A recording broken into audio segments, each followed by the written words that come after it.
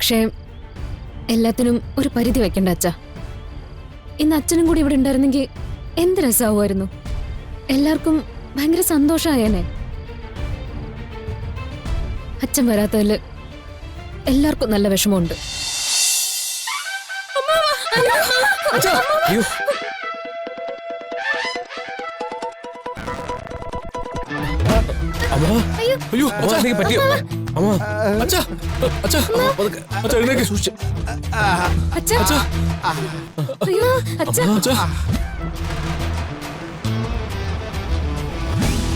എന്തെങ്കിലും കുഴപ്പമുണ്ടോ? എന്താ പറ്റിയതെന്ന് അറിയില്ല.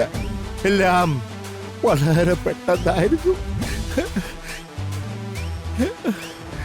എവിടേക്കോ എന്തൊക്കെയോ തകരാറുള്ളത് പോലെ. ഓ അമ്മാവ ആശുപത്രി പോണോ? ആശുപത്രി പോണോ? വേണ്ടി വന്നേക്കും. ഓ അച്ഛനൊന്ന് എണീറ്റേ. ഒന്ന് എണീക്കേ. വേദന പരിവത്തില്ല. എണീക്ക്. കിരീടം കൈ പിടിക്കും. എനിക്ക് അമ്മ സൂക്ഷിച്ച്. മോനെ പിടിക്കേ. ഓ കരുതിയിലേക്കാവില്ലമ്മേ. ഒന്ന് നടന്നേ. നടക്കാനോ? ഓ അതേപോലെ തിരിച്ചിങ്ങോട്ട് നടന്നേ. അയ്യോ ഒരു കുഴപ്പമില്ല. ഇവിടെയാണോ വേന? അവിടെ ഉണ്ട് മക്കളെ. എടാ നീ അല്ലേ ഊഞ്ഞാല് കിട്ടിയത്? ശരി കേട്ടാത്ത ഞാൻ കെട്ടിയതിന്റെ കുഴപ്പമില്ല ഗിരിയേട്ടാ. പിന്നെ കയറെങ്ങനെ പൊട്ടിപ്പോയതാ. കയർ അങ്ങനെ എങ്ങനെയാടാ പൊട്ടിപ്പോകുന്നത്? അതാണ് എനിക്ക് മനസ്സിലാവാത്തത്. അമ്മ എന്റെ കഷ്ടകാലം.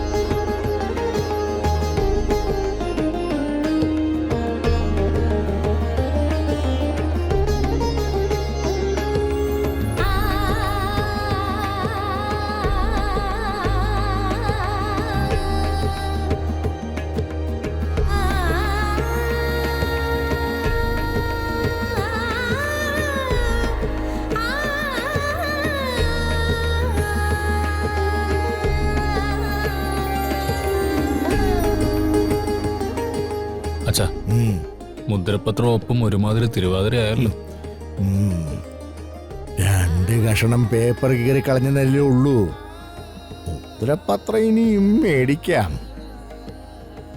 പാർവതിയെ ഗിരിയിൽ നിന്നും അകറ്റി നിർത്തിയാല് നമുക്ക് എളുപ്പം കാര്യം സാധിക്കാം.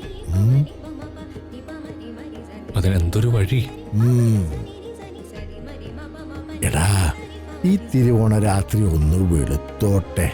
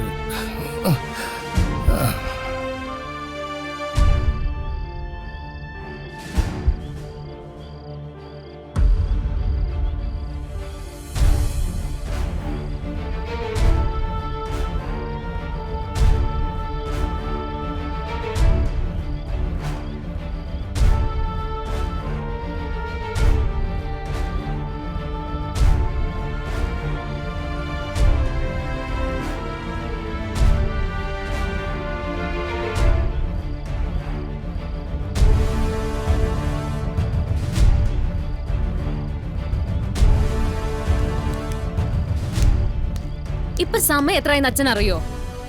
10 മണി കഴിഞ്ഞു.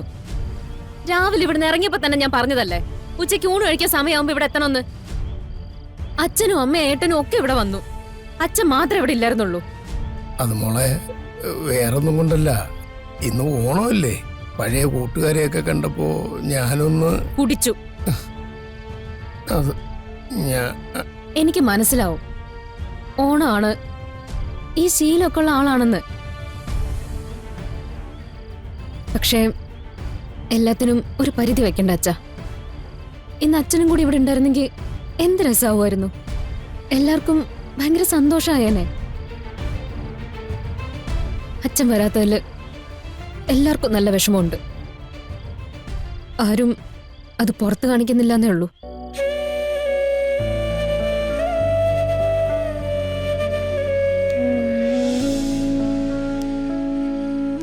എന്തിനാ അച്ഛാ അച്ഛന്റെ ഈ ദുശീലം കൊണ്ട് മറ്റുള്ളവരിങ്ങനെ വിഷമിപ്പിക്കുന്നത്? ഞാൻ എത്ര തവണ അച്ഛൻ ഉപദേശിച്ചതാ. എന്നോടൊരു ഇത്തിരിയെങ്കിലും സ്നേഹം ഉണ്ടായിരുന്നെങ്കിൽ അച്ഛൻ എന്നെ അനുസരിച്ചേനെ. അയ്യോ മോളെ, മോളോട് സ്നേഹമില്ലെന്ന് മാത്രം പറയല്ലേ. മോള് പടനിലത്ത് ജനിച്ചെന്നേ ഉള്ളൂ. മോള് വളർന്നത് ഇവിടെ അല്ലേ, എന്റെ പിള്ളേരുടെ കൂടെ അല്ലേ. ഞാൻ കുടിച്ചു പോയി, തെറ്റ് തന്നെയാ അത്. എന്തോ ഞാൻ ഇങ്ങനെ ആയിപ്പോയി. മാറാൻ ശ്രമിക്കും തോറും വീണ്ടും വീണ്ടും ഞാൻ ചെന്നെത്തുന്നത് അവിടെ തന്നെയാ. എപ്പോഴും അബോധാവസ്ഥയിൽ ജീവിക്കാനാ എനിക്കിഷ്ടം. അപ്പോ ഒന്നും ഓർക്കണ്ടല്ലോ. മോള് ഇത്തവണ കൂടി അച്ഛനോട് ക്ഷമിക്ക്. ഇനി ഞാൻ ശ്രദ്ധിച്ചോളാം. മാപ്പ്. മാപ്പൊക്കെ അവിടെ നിൽക്കട്ടെ. ആദ്യം അച്ഛൻ വാ, വന്ന് എന്തെങ്കിലും കഴിക്ക്. അച്ഛനെ കാത്തിരുന്നതാ ഞാൻ. വാ.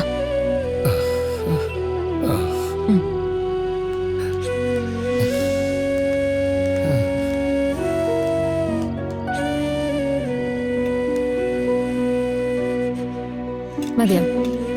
അച്ഛൻ കഴിക്കും.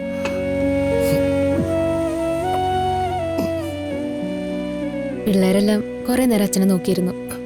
കാണാത്തോണ്ടാ അവര് കഴിച്ചു കിടന്നത്. അവരൊക്കെ ഉറങ്ങിയത് നന്നായി. എന്നെ കണ്ട അവര് ഓരോന്ന് ചോദിക്കും, ഞാൻ മറുപടി ഇല്ലാതെ നിൽക്കും. സത്യം പറഞ്ഞ ഈ ഓണമെന്ന് കേൾക്കുമ്പോ തന്നെ വിഷമാവും മോളെ. ഇപ്പോ ഗംഗയെ ഓർമ്മ വരും. അവള് കൂടെയുള്ളപ്പോ എന്നും ഓണം തന്നെയായിരുന്നു. അമ്മ തിരികെ വരുമെന്ന് അച്ഛൻ ഇപ്പോഴും വിശ്വസിക്കുന്നുണ്ടെങ്കിൽ അച്ഛൻ ഇനി കുടിക്കരുത്. അച്ഛൻ വിശ്വസിക്കുന്നത് പോലെ ഒരു ദിവസം അമ്മ വന്ന അവര് തെറ്റൊന്നും ചെയ്തിട്ടില്ലെങ്കിൽ അച്ഛന്റെ ഈ അവസ്ഥയ്ക്ക് കാരണം അമ്മയാണെന്ന് കരുതി അമ്മയ്ക്ക് വല്ലാത്ത സങ്കടം ഉണ്ടാവില്ലേ? കഴിക്ക്.